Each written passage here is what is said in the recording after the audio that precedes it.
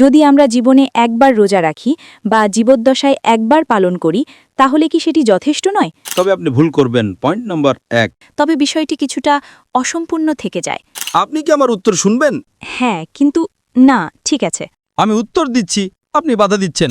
তাতে কি সমস্যা আছে যদি আমি আমার মতামত দিই?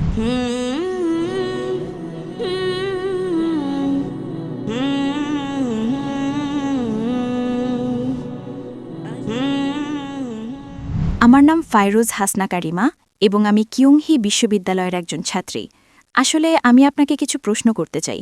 এগুলো যদি আপনার কাছে ভিন্নধর্মী বা অপ্রচলিত মনে হয় সেজন্য আমি দুঃখিত, কারণ আমি কেবল বিষয়গুলো নিয়ে ভাবছি। আমার প্রথম প্রশ্ন হল, আপনি কেন মনে করেন যে একজন মানুষের জন্য, বিশেষ করে একজন মুসলিমের জন্য, জীবনে শুধু ভালো কাজ করা, অন্যদের ক্ষতি না করা এবং সৃষ্টির প্রতি সদয় হওয়াই যথেষ্ট নয়? আমি এমন অনেক মানুষকে চিনি যারা আল কুরআন অনুসরণ করার দাবি করে, কিন্তু তারপরও তারা অন্য মানুষ এবং আল্লাহর অন্যান্য সৃষ্টির প্রতি অন্যায় আচরণ করে। আমার মনে হয় আল্লাহর সৃষ্টির প্রতি ভালো হওয়া অবশ্যই গুরুত্বপূর্ণ, কিন্তু যদি কেউ আল্লাহর প্রকৃত নির্দেশনা অনুসরণ না করে তবে বিষয়টি কিছুটা অসম্পূর্ণ থেকে যায়। আরেকটি প্রশ্ন হল, আপনি কেন মনে করেন যে আমাদের মুসলিমদের জন্য কেবল অন্তরে ঈশ্বরে বিশ্বাস রাখা যথেষ্ট নয়? আমরা তো নিজেদের মধ্যে ঈশ্বরের প্রশংসা করতে পারি, তার প্রতি কৃতজ্ঞতা প্রকাশ করতে পারি। তাহলে আমরা নিজেদের মতো করে প্রার্থনা করতে পারি না কেন? কেন প্রার্থনা অবশ্যই সালাতের নির্ধারিত রূপেই হতে হবে? এবং আমার শেষ পয়েন্ট হল, বোন, একবারে একটা প্রশ্ন। আপনি যদি 4-5টা প্রশ্ন করেন উত্তর দেওয়া কঠিন। ওকে ওকে বোন 2টো প্রশ্ন করে ফেলেছেন। প্রথম প্রশ্ন হলো, কেন কিছু মুসলিম খারাপ কাজ করে? কেন আপনারা শুধু ভালো কাজ করতে পারেন না এবং খারাপ কাজ না করে থাকতে পারেন না? এটাই প্রথম প্রশ্ন। এবং এটা কি আবশ্যক যে যখন আমরা প্রার্থনা করি তখন আমাদের একটা নির্দিষ্ট নিয়মে প্রার্থনা করতে হবে? কেন আমরা আমাদের পছন্দ মতো প্রার্থনা করতে পারি না? এটাই প্রশ্ন। প্রথম প্রশ্নের ব্যাপারে, কেন অনেকে যারা বলে যে তারা মুসলিম তারপরও খারাপ কাজ করে? বোন, কোরআন আপনাকে এমন একটা কথাও বলে না যা খারাপ। আপনি কোরআনের একটা আয়াত দেখান আমাকে যা মানবতার বিরুদ্ধে। এমন একটা শিক্ষা নেই ইসলামে। কোরআন বা সহিহ হাদিসে এমন একটা শিক্ষাও নেই যা মানবতার বিরুদ্ধে। এমন কিছু মুসলিম থাকতে পারে যারা কোরআন অনুসরণ করছে না এবং ভুল কাজ করছে। যেমন ধরুন, কোরআন বলে প্রতারণা করো না, এমন অনেক মুসলিম আছে যারা প্রতারণা করছে। কোরআন বলে প্রতিবেশীদের কষ্ট দিও না, প্রতিবেশীদের সাহায্য করো, তারা প্রতিবেশীদের কষ্ট দিচ্ছে। তো বোন, এই হলো খারাপ উদাহরণ। এটা সেই একই উত্তর যা আমি আগে দিয়েছিলাম, যে অনুসারীদের দেখে ইসলামকে বিচার করবেন না। যেমন ধরুন, একটা স্কুলে, খুব বিখ্যাত একটা স্কুলে, কিছু ছাত্র ক্লাসে প্রথম হয়, কেউ সেকেন্ড ক্লাস পায়, কেউ থার্ড ক্লাস পায়, কেউ ফেল করে। আপনি কি এর জন্য স্কুলকে দোষ দিতে পারেন? না। কিছু ছাত্রকে তো ক্লাসে প্রথম হতে হবে, কাউকে তো ফেল করতে হবে। তো এটা আবশ্যক। তাই যারা ফেল করেছে তারা পাশে সার্টিফিকেট পাবে না, কিন্তু তারা সেই স্কুলের ছাত্র। ঠিক না ভুল? ঠিক।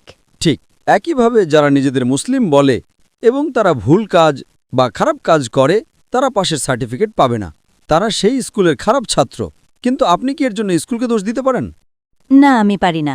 প্রত্যেক স্কুলে ভালো ছাত্র এবং খারাপ ছাত্র থাকে, প্রত্যেক স্কুলে। এখন আপনার প্রশ্নের দ্বিতীয় অংশে আসছি, যে কেন আমরা ঈশ্বরকে আমাদের ইচ্ছা মতো ধন্যবাদ দিই না? কেন শুধু প্রার্থনার মতো একটা নির্দিষ্ট উপায়েই ধন্যবাদ দিতে হবে? অথবা আপনি জিজ্ঞেস করতে পারেন যে শুধু ভালো হওয়াই যথেষ্ট নয়।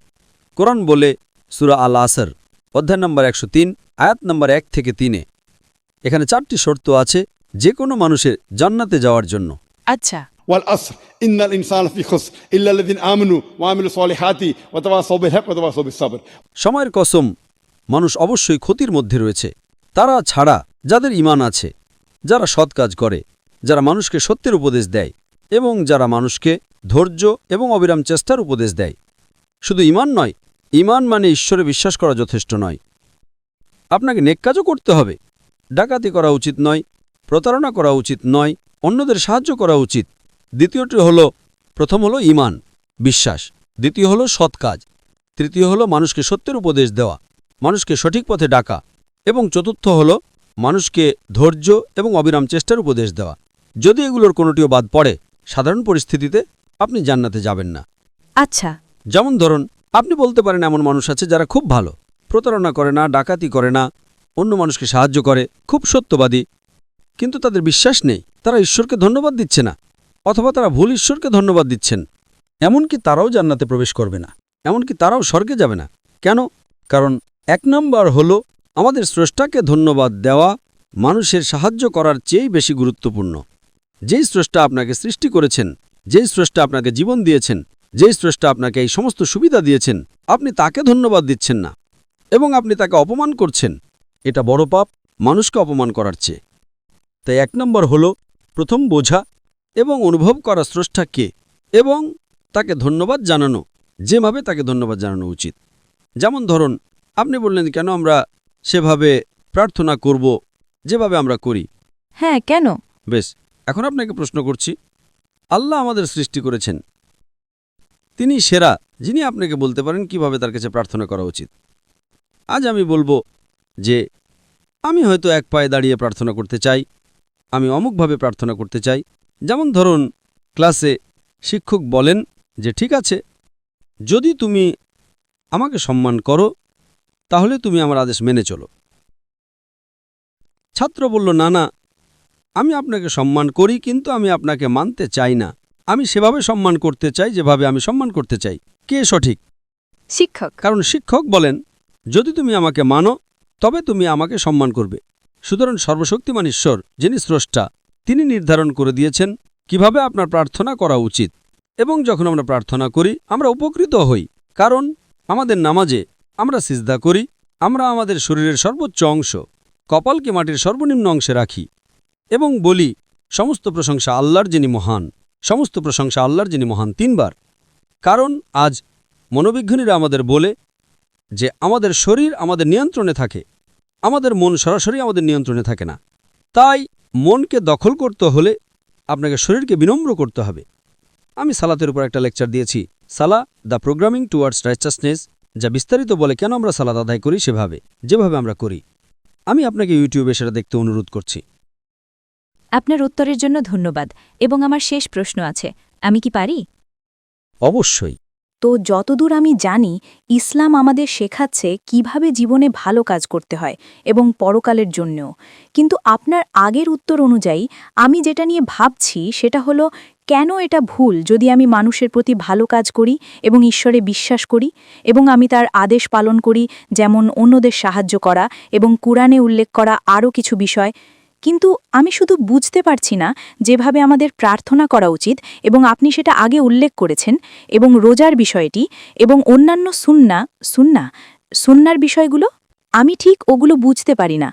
আমি ইতিহাস সম্পর্কে কিছুটা জানি, কেন আমাদের রোজা রাখা উচিত, কিন্তু আমি যা বুঝতে পারি না তা হলো কেন এগুলো আমাদের জীবনে নিয়মিতভাবে পালন করতে হবে। যেমন যদি আমরা জীবনে একবার রোজা রাখি বা জীবদ্দশায় একবার পালন করি, তাহলে কি সেটি যথেষ্ট নয়? কেন বছরে একবার বা নির্দিষ্ট সময় অন্তর এটি পালন করা বাধ্যতামূলক? আমি বিষয়টি ঠিকভাবে বুঝতে পারছি না। বোন প্রশ্ন করেছেন 2টো প্রশ্ন। 1 নম্বর, অন্যদের সাহায্য করা কেন ভুল? বোন, কোরআনে কোথাও বলা হয়নি যে অন্যদের সাহায্য করা ভুল। অন্যদের সাহায্য করা ভালো। যদি আপনি অন্যদের সাহায্য না করেন তবে আপনি ভুল করবেন। Point number 1। পয়েন্ট নম্বর 2, কেন আমরা সুন্নার মতো কিছু কাজ করি? সুন্না মানে হলো সেই কাজ এবং আদেশ সর্বশেষ এবং চূড়ান্ত নবী মুহাম্মদ সাল্লাল্লাহু সাল্লামের। যেমন আপনি জিজ্ঞেস করলেন কেন আমাদের রোজা রাখা উচিত এবং কেন আমাদের নির্দিষ্ট মাসে রোজা রাখা উচিত। আমরা রোজা রাখি কারণ এটা ইসলামের অন্যতম খুঁটি। আর কোরআন সূরা বাকারার অধ্যায় নম্বর 2 আয়াত নম্বর 183-তে বলে যে তোমাদের উপর রোজা ফরজ করা হয়েছে যেমন তোমাদের পূর্ববর্তীদের উপর ফরজ করা হয়েছিল, যাতে তোমরা আত্মসংযম শিখতে পারো, তোমরা তাকওয়া শিখতে পারো, তোমরা ধার্মিকতা শিখতে পারো, তোমরা খোদাভীতি অর্জন করতে পারো। কেন আমরা একসঙ্গে রোজা রাখি? কারণ আমরা একতায় বিশ্বাস করি। রমজান মাসে সবাই রোজা রাখি কারণ আমরা একতায় বিশ্বাস করি।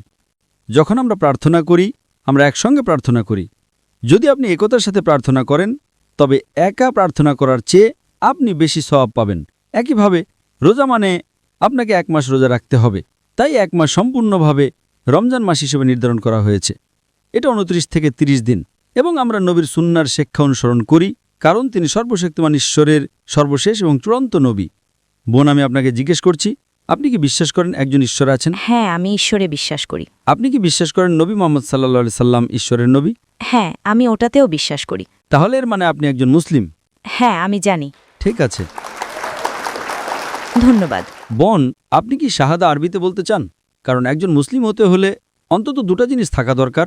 তা হলো বিশ্বাস করা যে ঈশ্বর এক, হ্যাঁ। বিশ্বাস করা যে নবী মোহাম্মদ সাল্লাল্লাহু আলাইহি সাল্লাম ঈশ্বরের নবী। বাকি সবকিছু পরে আসে। তাই যদি আপনি এই দুটো জিনিসে বিশ্বাস করেন, হুম। আপনি কি শাহাদা আরবিতে বলতে চান? আমার মতে আপনি একজন মুসলিম। হ্যাঁ। আপনি কি শাহাদা আরবিতে বলতে চান? আমার মতে আপনি একজন মুসলিম। হ্যাঁ, আমি একজন মুসলিম। ও, আপনি মুসলিম? হ্যাঁ, আমি একজন মুসলিম। আসলে আমার বাবা মাও মুসলিম এবং পুরো পরিবারও মুসলিম, কিন্তু আমি নিজেকে শুধু এটাই প্রশ্ন করছি যে এটা কি, এটা কিসের জন্য বা এরকম কেন। তাহলে এখন কি বিষয়টা পরিষ্কার হয়েছে? হ্যাঁ, তাহলে এখন বুঝতে পারছেন এগুলো সঠিক শিক্ষা? আমি মনে করি অল্প কিছু। ভালো বোন, আমি আল্লাহর কাছে দোয়া করি তিনি আপনাকে আরও সঠিক পথ এবং আরও হেদায়েত দেন ইনশাআল্লাহ। তাতে কি সমস্যা আছে যদি আমি আমার মতামত দিই? কিসের? একটা বিষয়। আচ্ছা। তাহলে আপনি বললেন জান্নাতে যাওয়ার জন্য মানুষের 4টি গুণ থাকতে হয়, ঠিক তো? হ্যাঁ। যেমন ঈশ্বরে বিশ্বাস করা এবং আরেকটি কি আমি ভুলে গেছি? সৎকর্ম, হ্যাঁ, সৎকর্ম। মানুষকে সত্যের পথে ডাকা এবং মানুষকে ধৈর্য এবং পরিশ্রমের পথে ডাকা। হ্যাঁ, তো আপনার মতে কি এটা একই? তাদের ক্ষেত্রে কি এতে কোনো পার্থক্য হয়? যারা অন্য মানুষের উপকার করে কিন্তু সালাত আদায় করে না এবং প্রার্থনা করে না কিন্তু ঈশ্বরে বিশ্বাস করে, এবং যারা সালাত আদায় করে এবং মানুষের উপকারও করে তবে মাঝে মাঝে তারা মানুষের প্রতি ভেদাভেদ করে এবং অন্য মানুষ সম্পর্কে খারাপ কথা বলে যদিও তারা সালাত আদায় করে এবং ঈশ্বরে বিশ্বাস করে, তো তাদের উভয়ে আপনি মূলত আমাকে একটা প্রশ্ন করছেন যে একজন ব্যক্তি যে সালাত আদায় করে এবং কিছু খারাপ কাজ করে সে কি ভালো, নাকি যে ব্যক্তি ভালো কাজ করে এবং সালাত আদায় করে না? ঠিক? হ্যাঁ, কিন্তু না, ঠিক আছে। সমস্ত কাজের মধ্যে প্রথম যে কাজটির বিষয়ে সর্বশক্তিমান ঈশ্বর আপনাকে প্রশ্নটা করবেন তা হলো আপনার নামাজ। প্রথম প্রশ্নটি কিয়ামতের দিন ঈশ্বর করবেন। সালাত ইসলামের দ্বিতীয় স্তম্ভ, আর সালাত আদায় না করা ইসলামের চতুর্থ কবিরা গুনাহ। প্রথম কবিরা গুনাহ হলো শিরক, ঈশ্বরের সাথে শরিক করা। 2 নম্বর হলো কোনো নিরপরাধ মানুষকে হত্যা করা। তৃতীয় হলো কালো জাদু এবং চতুর্থ হলো সালাত আদায় না করা। আমাদের প্রিয় নবী বলেছেন, এটা সহিহ মুসলিমে উল্লেখ আছে, ঈমান আর কুফরির মধ্যে পার্থক্য হলো সালাত আদায় না করা। সুতরাং দুজনের মধ্যে যে ব্যক্তি সালাত আদায় করে এবং হয়তো মিথ্যা বলার মতো কিছু খারাপ কাজ করে তার তুলনায় যে সত্যবাদী এবং সালাত আদায় করে না, যে ব্যক্তি সালাত আদায় করে এবং মিথ্যা বলে সে ছোট পাপ করছে, তার থেকে ভালো যে মিথ্যা বলে না এবং সালাত আদায় করে না। ঠিক আছে। মানে দুজনের মধ্যে নামাজ পড়ে কিন্তু মিথ্যা বলা লোকটা বেশি ভালো, অনেক ভালো মুসলিম সেই ব্যক্তির চেয়ে যে সত্য কথা বলে এবং সালাত আদায় করে না। কারণ আপনি যদি সালাত আদায় না করেন আপনি ঈশ্বরকে ধন্যবাদ দিচ্ছেন না, সেটা অনেক বড় প্রয়োজনীয়তা। ঈশ্বরকে ধন্যবাদ দেওয়া অনেক বেশি গুরুত্বপূর্ণ। সালাত আদায় না করা চতুর্থ কবিরা গুনাহ, মিথ্যা বলা ছোট পাপ। সুতরাং দুজনের মধ্যে যে ব্যক্তি সালাত আদায় করে এবং মিথ্যা বলে সে অনেক শ্রেষ্ঠ মানুষ এবং অনেক শ্রেষ্ঠ মুসলিম সেই ব্যক্তির চেয়ে যে মিথ্যা বলে এবং সালাত আদায় করে না। তবে সেরা হলো সালাত আদায় করা এবং মিথ্যা না বলা। কোরআন সূরা আনকাবুত অধ্যায় নম্বর 29 আয়াত নম্বর 45 বলেছে, নিশ্চয়ই সালাত তোমাকে অশ্লীল ও অন্যায় কাজ থেকে বিরত রাখবে। তাই যদি আপনার সালাত সঠিক হয় ইনশাআল্লাহ আপনি মিথ্যা বলবেন না, আপনি ভালো কাজ করবেন এবং আপনি একজন ভালো মুসলিম হবেন। আশা করি প্রশ্নের উত্তর পেয়েছেন। জি, আপনার উত্তরগুলোর জন্য আপনাকে অনেক ধন্যবাদ।